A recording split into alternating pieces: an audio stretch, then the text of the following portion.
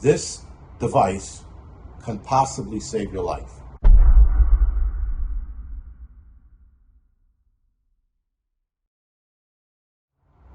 All right, guys, so today's sort of box opening review, we're going to go over the Anker Solix EverFrost 2 58-liter electric cooler.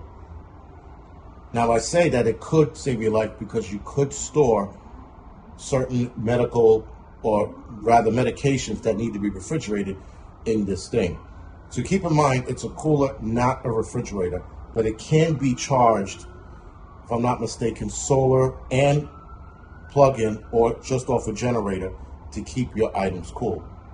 Now, I would rather you use a refrigerator, but if all else fails, this device is pretty cool. Now, for camping and everything else, this is probably a decent device to take with you. You do not need ice.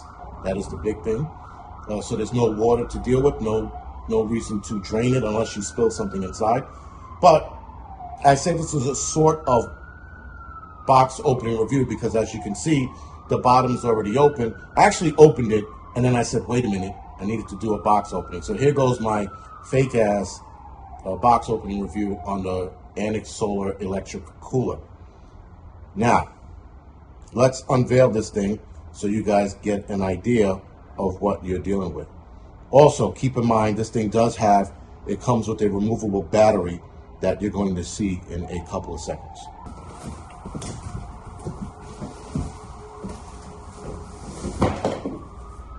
This is the guide, obviously.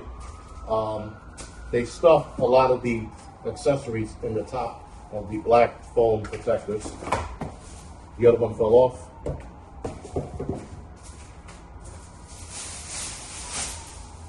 So there you go. A little bit of mayhem to get this thing off, but that's what it looks like. As you see, it comes with wheels. It does come with a handle so that you can obviously pull it. This will get heavy, obviously, when you put items in it. So just keep that in mind. Don't be an arrogant idiot like I was and try to lift a cooler that was a lot bigger than this, full of ice and beer, on your own. I got it off the ground. Everybody was pretty much cursing at me to put it down, but I got it done, and then the next day I paid for it. So do not lift this up if you don't have to. So this comes with a dual powered battery. It's a dual power battery cooler. So as you can see on the left-hand side, that's where the batteries would go. You can get 2 of them if you want. This will cool your items up to 3 days. It says 3.2. Don't do that. Just make it 3 days. This can be charged 4 ways. Solar, like I said, through your car charger, the cigarette thing, which I wouldn't do because it would take forever. Wall outlet, and then there's a USB-C charger as well to charge this thing.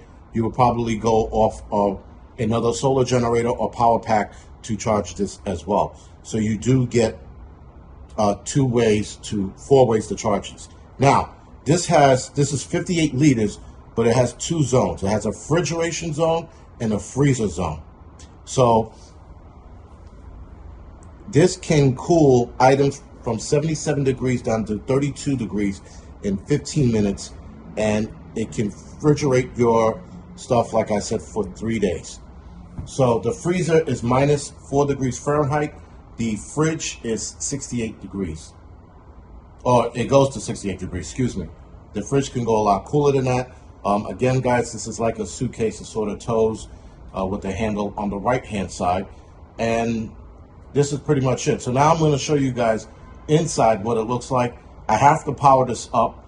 This is dead, if I'm not mistaken. So the next video, I'm going to put items in here and leave it in there for 3 days to see how well it does. Obviously, I'm going to put shit in there I don't need, but that's how we're going to test this out. So that'll be a shorter video. So as it stands, guys, you don't need ice, right? So ice takes up more room as well. So this will keep your items cool and or frozen. So again, if you have medical gear, medication that needs to be refrigerated, this can work as well as a backup if your fridge shits the bed.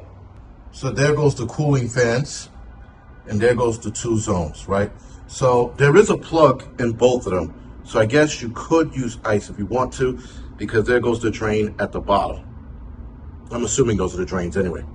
So that's the, obviously, like the motherboard, the computer board.